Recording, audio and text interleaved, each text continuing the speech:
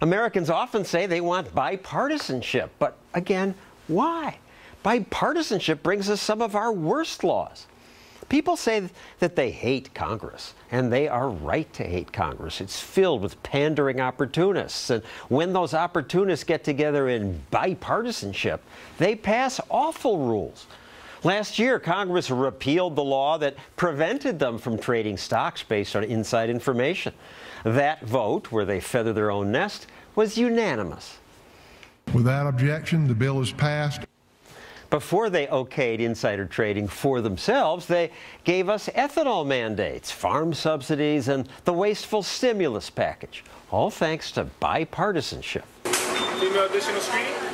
And of course, that's also how we got the TSA. The Senate voted 100-0 for that. When overlords are unanimous, we in the public should cringe. Politicians and voters can dream of higher incomes for all, cheap green energy, an end to Ebola. But politicians rarely bring us those things. The private sector might, but only if our government overlords would stay out of the way.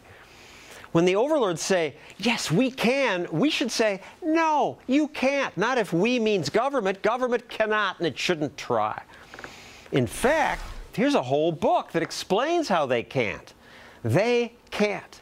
But individuals can, and often do, if we are left free. But our overlords have no intention of leaving us free. Their instinct is always to spend more and impose more rules. And so we get more of that every week. But it could be worse. Be glad you don't live in ancient Rome. Nero held long recitals and forbade anyone to leave during his performance. It said women sometimes gave birth, and men got so bored they pretended to be dead, just so they could escape by being carried away for burial. Okay, that was back then, Roman Empire excess, but more recently, North Korean dictator Kim Jong had his staff inspect every grain of rice he might eat to make sure each grain adhered to proper standards of length and color.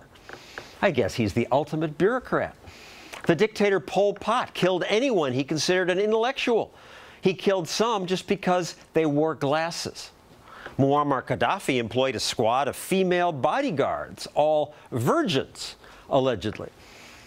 Today, in Russia, you can be fined if your car's dirty, if you fail to ensure that it is free of dirt and grime.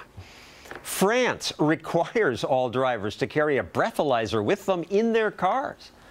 Canada decreed it illegal to use coins to pay for anything that costs more than $25.